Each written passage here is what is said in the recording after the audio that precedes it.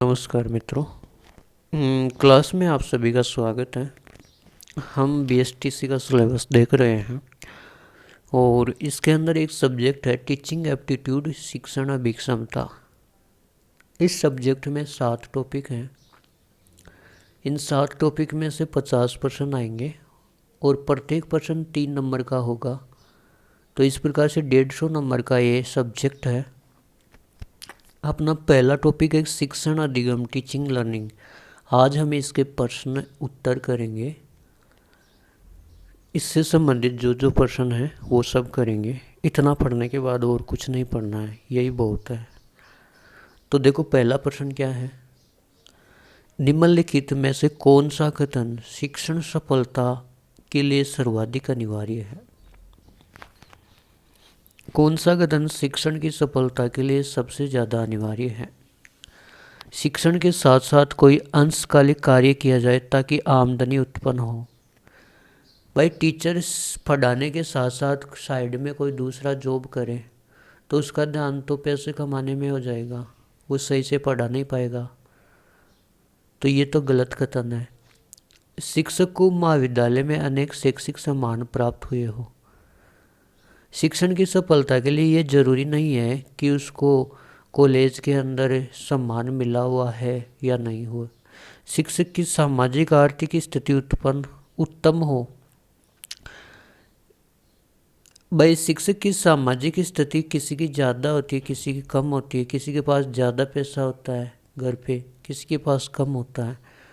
ये कोई ज़रूरी नहीं है कि उसकी स्थिति उत्तम हो। बस शिक्षक का भाषा ज्ञान उत्तम होना चाहिए कि उसका जो पढ़ाने का तरीका है उससे पढ़ते ही बालकों को एकदम बढ़िया समझ में आ जाए। तो इसका ऑप्शन डी सही हो जाएगा। शिक्षण सफलता के लिए सबसे अधिक अनिवार्य क्या है?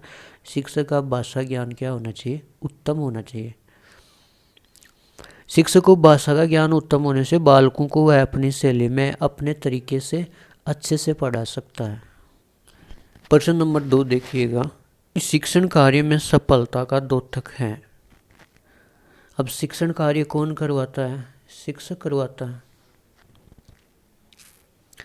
तो छात्रों की तैयारी का ये नहीं होगा। शिक्षक का व्यक्तित्व है, पर्सनैलिटी। मान लीजिए शिक्षक की पर्सनैलिटी अच्छी है और वो पढ़ाए नहीं, तो जरूरी है कि सफलता मिले। कक्षा का आकार, कक्षा बड़ी है या छोटी है, इससे सफलता मिलती है क्या? शिक्षक का ज्ञान, शिक्षक को अपने सब्जेक्ट का अच्छा ज्ञान होना चाहिए ताकि वो बच्चों को पढ़ाए तो बच्चों को बिल्कुल परफेक्ट समझ में आ जाए, तो बच्चों को सफलता मिलेगी। तो इन ऑप्शन में सबसे ज़्यादा उपयुक्त ऑप्शन है शिक्षक का ज्ञान। शिक्षण कार्य में सफलता का द्योतक है शिक्षक का ज्ञान। अगर वह अपने सब्जेक्ट का एक्सपर्ट है तो शिक्षण कार्य में सफलता मिलेगी। D option is correct. 3 number प्रश्न है। जो व्यक्ति शिक्षण व्यवसाय में प्रवेश का इच्छुक है उसके लिए सर्वोच्च अर्हता क्या है? सर्वोच्च योग्यता क्या है? उच्च बुद्धि लब्धि हो। क्या सारे के सारे उच्च बुद्धि लब्धि वाले शिक्षण व्यवसाय में प्रवेश लेते हैं? नहीं भाई। उत्तम स्वास्थ्य हो। स्वास्थ्य तो हम चाहते हैं कि सभी का अच्छा हो, लेकिन किसी का नहीं होता है तो भी शिक्षण व्यवसाय में प्रवेश लेने के इच्छुक तो होते ही हैं। अतिरिक्त आमदनी के स्रोत हो, ये भी कोई ज़रूरी नहीं है। शिक्षण व्यवसाय में प्रवेश का इच्छुक है तो उसके लिए सर्वोच्च अर्हता है कि सार्वजनिक संभाषण की योग्यता होनी चाहिए। उसमें बालक अपनी योग्यता का परिचय देता है इसमें। ठीक है, बिजनेस करेगा तो योग्यता तो होनी चाहिए। और टीचर से संवाद करने की उसके अंदर योग्यता होनी चाहिए, बातचीत करने वाला होना चाहिए। ऐसा नहीं कि एक जगह गूंगा होकर बैठ जाए। तो जो व्यक्ति शिक्षण व्यवसाय में प्रवेश का इच्छुक है उसके लिए सर्वोच्च अर्हता है सार्वजनिक संभाषण योग्यताएं। 4 नंबर प्रश्न है। एक उत्तम शिक्षण क्षमता का संबंध छात्रों के निम्नलिखित योग्यता के विकास में अंतर्निहित है। उत्तम शिक्षण क्षमता, उत्तम शिक्षण क्षमता, इसका सही जवाब होगा सुव्यवस्थित व्यवहारिक प्रतिमान। कार्य और विचारों में एकरूपता, छात्रों के अधिगम की वृद्धि हेतु किए जाने वाले प्रयास, कार्य एवं विचारों का क्रियान्वयन। देखो भाई, अगर बालक को हम चित्र दिखाते हैं, मॉडल दिखाते हैं, फिर पढ़ाते हैं, तो उसके मस्तिष्क के अंदर उसका चित्र का इमेज बनता है, उसको ज़्यादा समझ में आता है, तो वो ज़्यादा सीख पाता है। इसलिए उत्तम शिक्षण क्षमता सुव्यवस्थित व्यवहारिक प्रतिमान से होती है। ऑप्शन नंबर ए इसका करेक्ट हो जाएगा।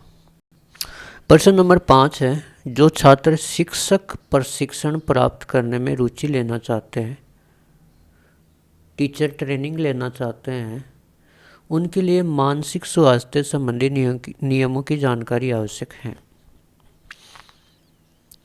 इससे वे बालकों के विद्यालय समुदाय के स्वास्थ्य की सामान्य जानकारी प्राप्त कर सकेंगे। यह उन्हें विद्यालय स्तर पर एक विषय के शिक्षण में लाभ प्रदान करेगा। यह छात्र संबंधी समस्याओं के निदान में मदद करेगा। यह शिक्षण उपाधि प्राप्त करने की आवश्यक शर्त की पूर्ति करेगा। तो देखो, निदान का मतलब होता है कि कोई बालक सीख नहीं रहा है तो उसका कारण क्या है, उस कारण को जानना निदान होता है। उसे समस्या हुई क्यों, उस समस्या के कारण को जानना, उसकी खोज करना ही निदान होता है। यह छात्र संबंधी समस्याओं के निदान में मदद करेगा। अगर कोई टीचर ट्रेनिंग करेगा और बच्चों को पढ़ाएगा तो वो टीचर अच्छे से जान पाएगा कि बच्चे सीख क्यों नहीं रहे हैं, उसका कारण क्या है, वो उनका अच्छे से निदान कर पाएगा। इसलिए मानसिक स्वास्थ्य संबंधी नियमों की जानकारी आवश्यक है कि यह छात्र संबंधी समस्याओं के निदान में उसकी टीचर की मदद करेगा। अधिकांश शिक्षा शास्त्री इस तथ्य से सहमत हैं कि यदि शिक्षक को विषय वस्तु का उत्तम ज्ञान है तो शिक्षक अभिवर्तियों का कोई महत्व नहीं है। क्यों नहीं है भाई, टीचर को ज्ञान है तो एटीट्यूड का महत्व तो होता है, और इसने कहा नहीं है तो ये तो गलत हो गया। शिक्षक को बाल मनोविज्ञान का उपयुक्त ज्ञान होना चाहिए। बाल मनोविज्ञान जिसमें बालक को महत्व दिया जाता है। हाँ, सही बात है। अगर बालकों को, छात्रों को पढ़ाएंगे तो उनका तो ज्ञान होना ही चाहिए। शिक्षक का व्यक्तित्व कक्षा अनुशासन का अभिन्न अंग है। बिल्कुल है, शिक्षक की पर्सनैलिटी, व्यक्तित्व अच्छा है तो बच्चों के ऊपर उसका प्रभाव पड़ेगा। बच्चे सोचेंगे कि हम भी गुरुजी की तरह बने। तो ये भी सही है। तो बी और सी सही है, तो ऑप्शन डी इज करेक्ट। विकल्प बी तथा सी दोनों सत्य हैं।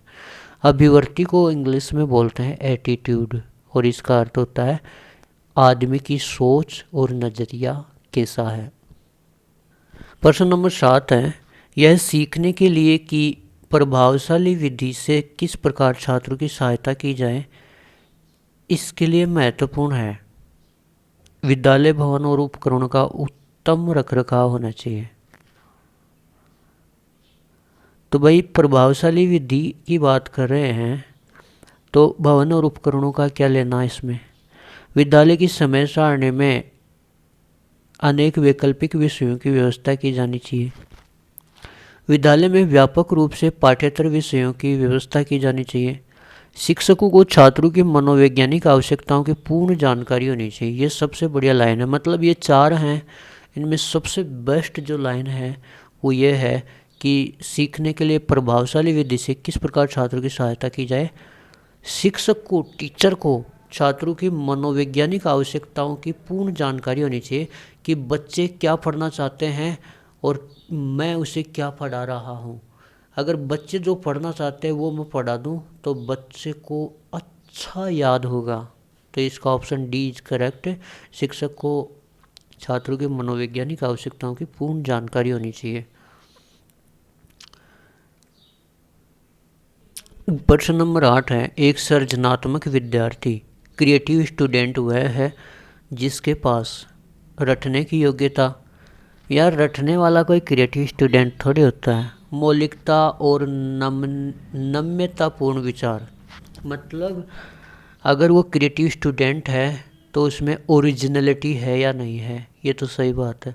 समस्या समाधान की योग्यता, ये भी सही बात है। सामान्य से उच्च बुद्धि लब्धि, ये भी सही बात है। लेकिन इनमें सबसे ज़्यादा बेस्ट कौन सा है? एक सृजनात्मक विद्यार्थी वह है जिसके पास मौलिकता और नम्यतापूर्ण विचार हैं, मतलब उसमें ओरिजिनलिटी है, ये सबसे बेस्ट विचार है। 8 का हो जाएगा बी। सृजनात्मक विद्यार्थी होता क्या है? वे बालक जो नवाचार करते हैं, इनोवेशन करते हैं। घर पे बेकार और रद्दी जो चीज़ें होती हैं, बैटरी, रेडियो आदि होते हैं, उनकी चीज़ों को निकाल करके उनसे दूसरी चीज़ें बनाना। बैटरी है, जो खिलौने के अंदर जो मोटर घूमने वाली होती है उसे पंखा बना लेते हैं। इन बालकों में मौलिकता होती है, ओरिजिनलिटी होती है। तो इसका जवाब क्या हो जाएगा? मौलिकता और नम्यतापूर्ण विचारों वाला होना चाहिए। प्रश्न नंबर 9 है, प्रश्नोत्तर विधि में यह विचारणीय है कि। क्वेश्चन आंसर विधि में क्या विचारणीय है भाई?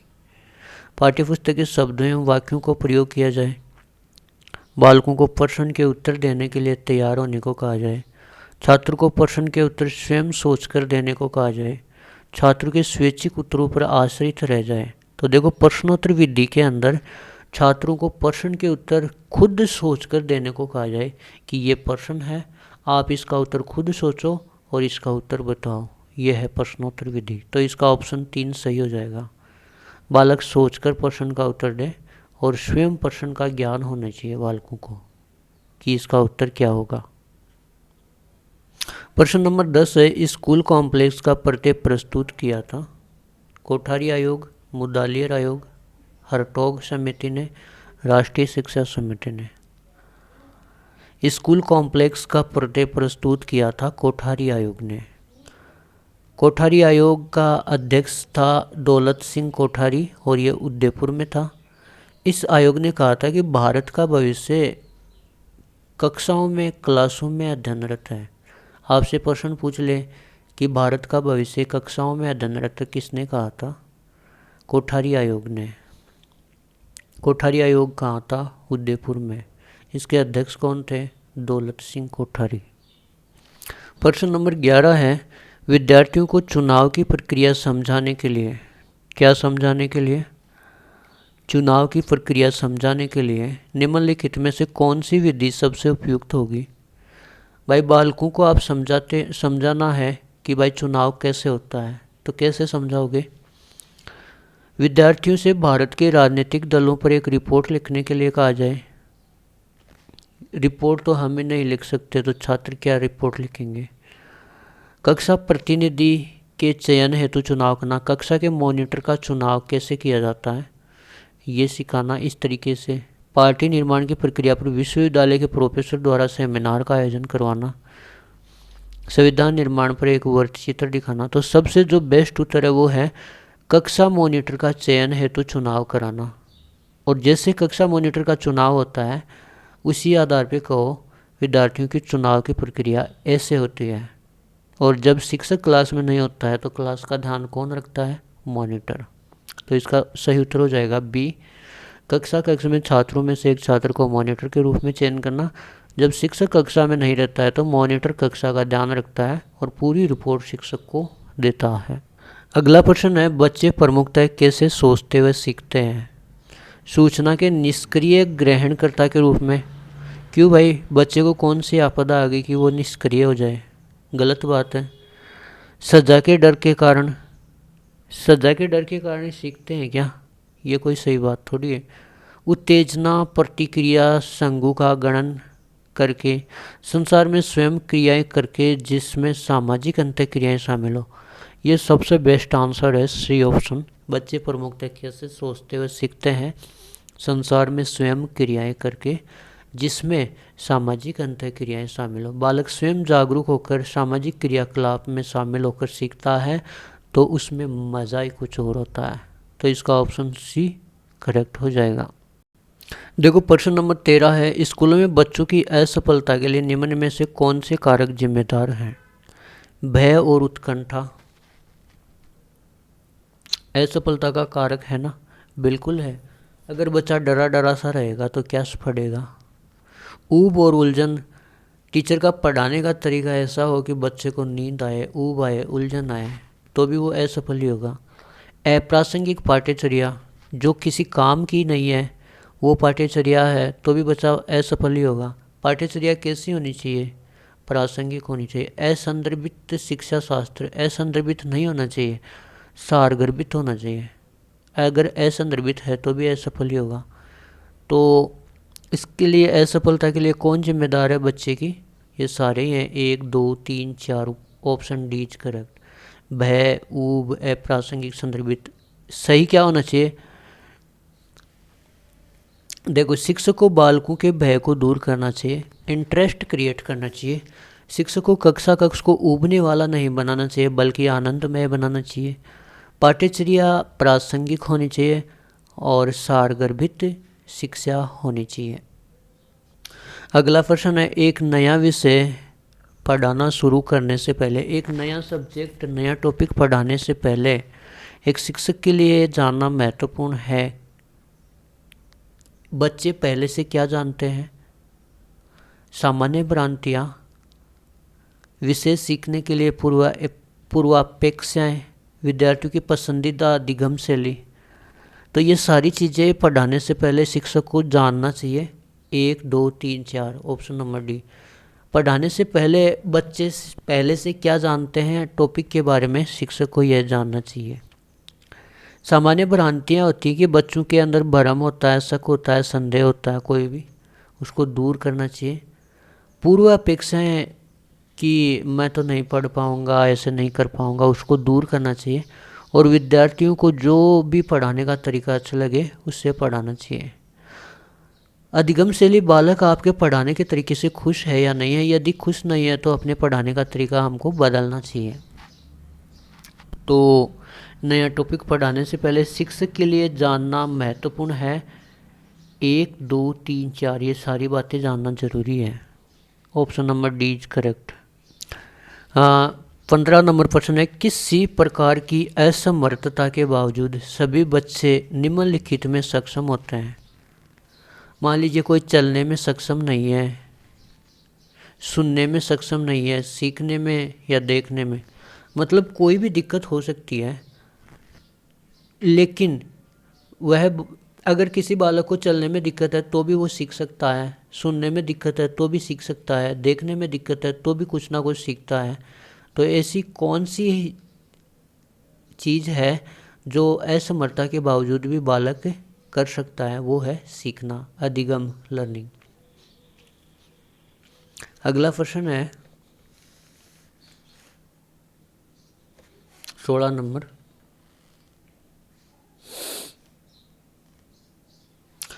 बच्चे उस वातावरण में नहीं सीख पाते हैं जहां यह माना जाए कि सभी बच्चों में सीखने की क्षमता होती है।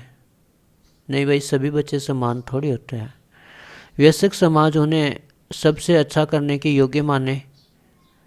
वयस्क समाज की मानने से क्या होता है? उनकी विविध क्षमताओं को मान्यता मिले, बच्चों की आवाज़ और अनुभव की अभिव्यक्ति पर लगाम हो। देखो, बच्चे उस वातावरण में नहीं सीख पाते हैं, ये नोट करो।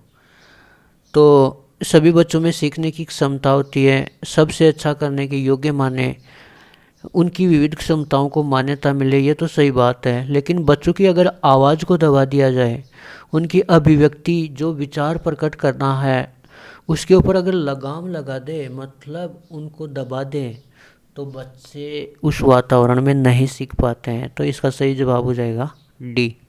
यदि बच्चों को प्रतिबंधित किया जाता है कि बच्चा खुलकर काम नहीं कर पाता है तो बच्चे का सीखना कम हो जाता है। बच्चे की आवाज़ को दबाया जाता है, भावनाओं को दबाया जाता है, उन पर लगाम लगाया जाता है, तो बच्चा सीखना कम कर देता है।